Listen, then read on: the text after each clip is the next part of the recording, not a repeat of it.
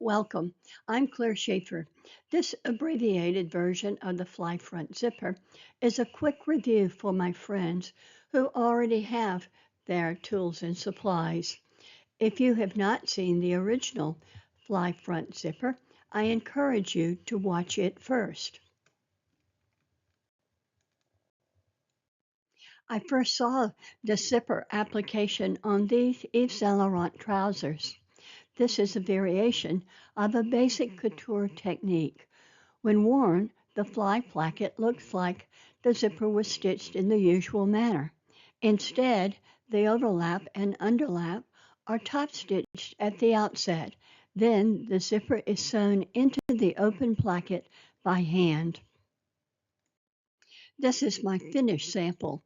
You will need a variety of needles and threads, maybe a needle threader and thimble, and of course a zipper. These items are described in the original fly front video. Use a soft cotton thread for thread tracings. Thread trace the grain lines, seam lines, center fronts, fold lines, and the top stitching line for the fly on the right side of the fabric.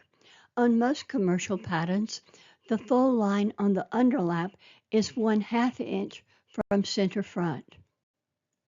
The thread tracing is complete.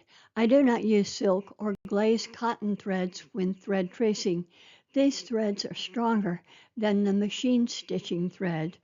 If you stitch through them, they will distort the machine stitches when you remove the bastings. With the fronts wrong side up, sew stays on the fold line. The stay on the right is seam binding. The one on the left is a strip of lightweight silk. The seam binding has finished edges. Pin the stay to the fold line, carefully easing if needed. Sew it permanently with short running stitches. If the stay is a lightweight selvage, pin and sew the finished edge of the selvage like the seam binding. The fabric strip is 1/2 inch wide. Both edges are unfinished. Center it over the fold line and pin it in place. Sew the stay permanently with running stitches, working carefully so that the thread doesn't show on the right side of the fabric.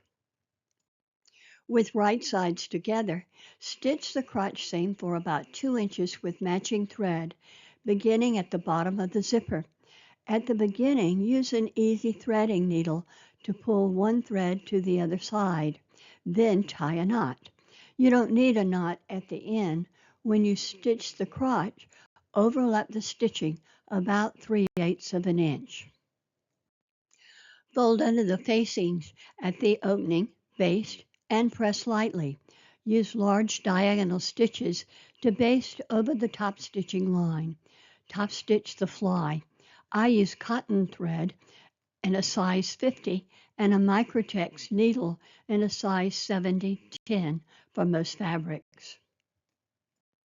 Top stitch the underlap and remove the bastings.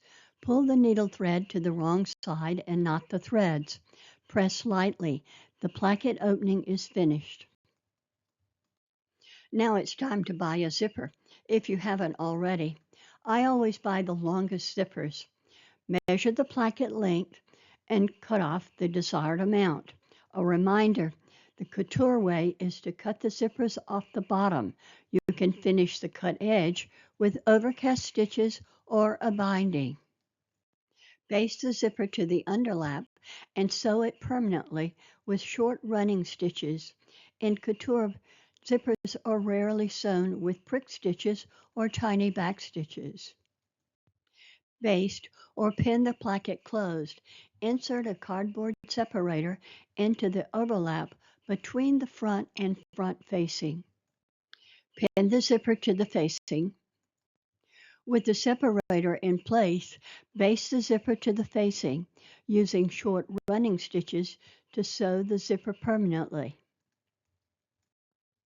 Before removing the separator, use fell stitches to sew the edges of the zipper flat against the seam allowances to secure the zipper. The zipper is finished and the separator has been removed. Wear your new trousers with pride.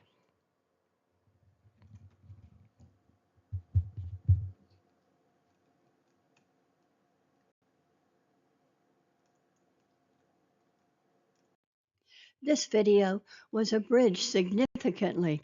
If you want to review the original unabridged fly front zipper, the QR code will take you to it. I'm Claire Shaeffer.